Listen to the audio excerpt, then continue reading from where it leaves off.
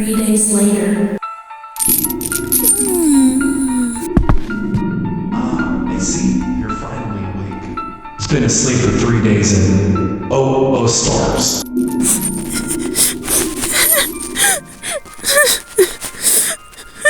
Oh my. My deepest apologies. Oh my stars. I didn't mean to frighten you that much to the point where you thought you had to literally bite and claw through your restraints to try and get away. Just so I wouldn't hurt you. My deepest apologies. I didn't mean for you to get so scared to the point where you would have to name yourself. Here.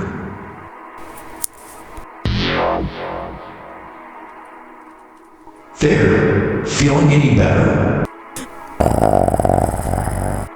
Oh, come on. Don't give me that look.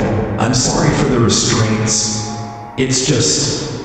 Well, you did break 2 of my ribs, to be fair. It was mostly just, well, that's actually why I came down here. I bet you're wondering why I haven't taken your soul yet. I don't plan on taking your soul. I just want to talk. That's it. That's all. I just want to talk. And if you agree to do so, I'll let you out of the cell. You're clearly in no shape to just be left down here. You seem like you're in a lot of pain and very shaken up, understandably so. So, dear, can you speak? No. Oh, my dear. Is the outside of your mouth with those cuts around your muscle really that sore to the point where you don't want to speak? Alright, then I suppose I'll do the talking for both of us then. How about this? 1 stamp for yes, 2 stamps for no. Well, first things first. It would seem, interestingly enough, both the Guardian's presence and essence in your soul seems to give you energy. But if one outbalances the other, you can become very weak. It seems, due to being in my presence and not having enough positive emotion this time, it seems you fainted from exhaustion.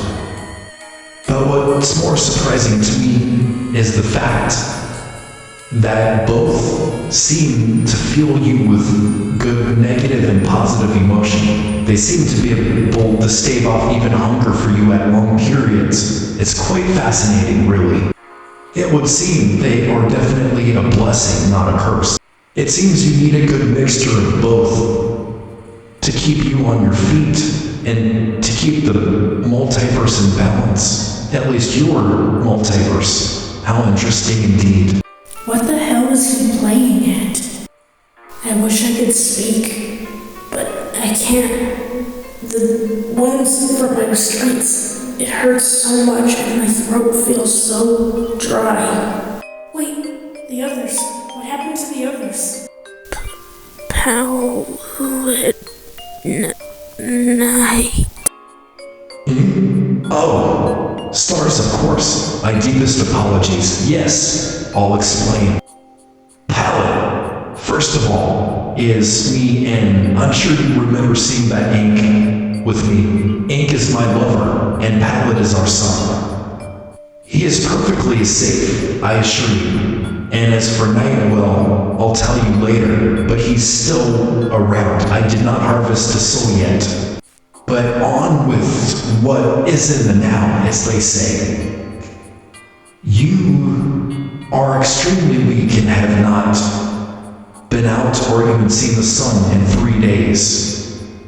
If you promise not to run away, I will let you out of the cell. I just want to talk, like I said before. Do we have a deal?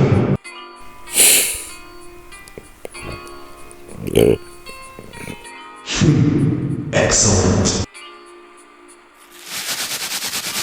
My stars, these cuts are deep. You're lucky that they won't scar, and you're lucky that you didn't accidentally cut a vital artery. Oh, there. That should do it. That should patch them up at least until they heal.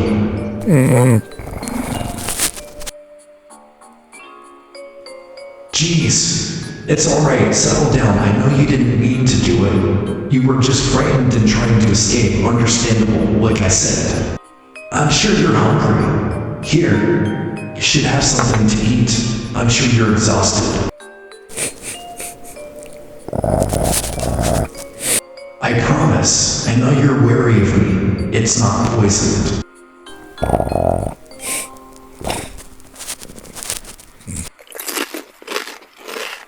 As much as I hate to admit it, I know I'm probably walking into a trap, but I'm hungry, and it tastes so good. I'm so hungry, ravenous. It's almost like this part of the fruit, this apple, is calling to me.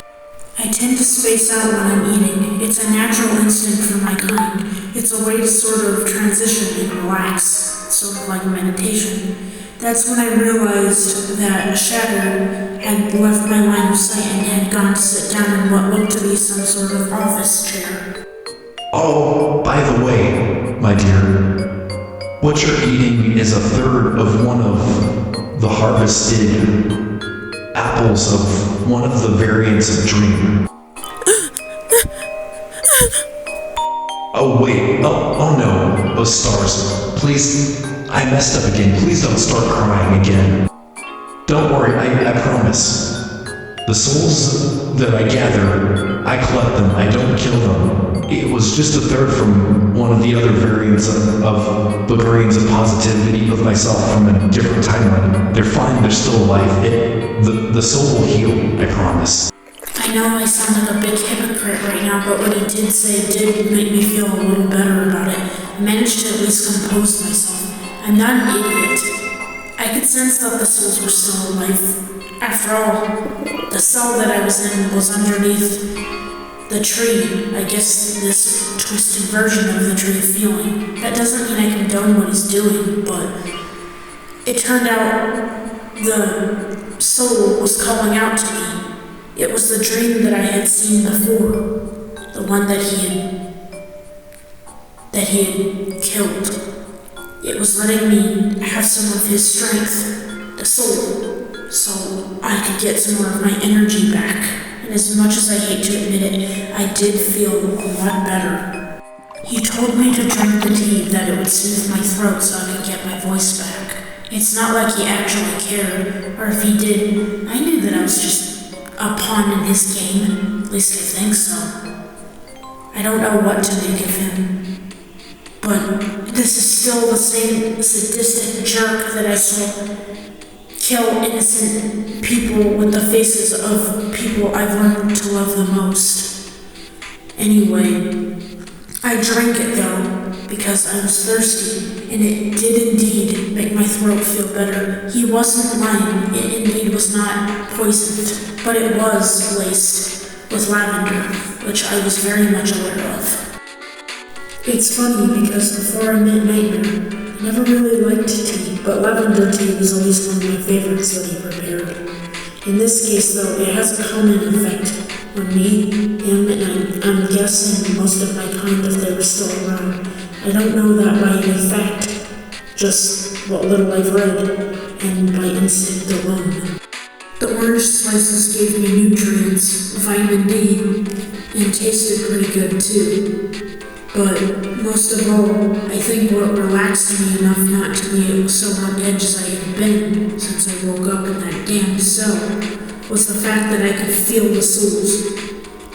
He had collected so many souls, their influence in the air was nigh. I could feel it, just like a flicker of my tongue. But what would be maybe almost maddening to most was salvation and a comfort to me. Shadow told me and explained to me why he did this. That was for the betterment of his AU, his family, and for the multiverse. It's admirable, I'll admit that, but I could never agree with what he's done. How many families and loved ones he's torn away, his actions I do not forgive.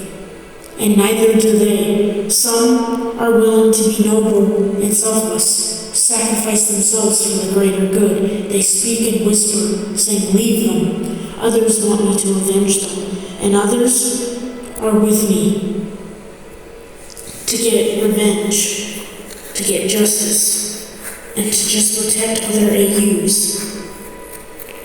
Along with the other souls that are always constant and thousands in my chest. I feel their determination. One thing's for certain, we all want to protect the ones we love.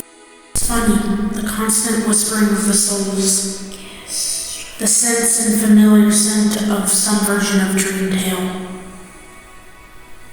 and the lavender that was laced within that tea. It makes me feel relaxed enough to want to try to sleep. I wish I could, but I don't have that liberty anymore. We don't have that liberty anymore.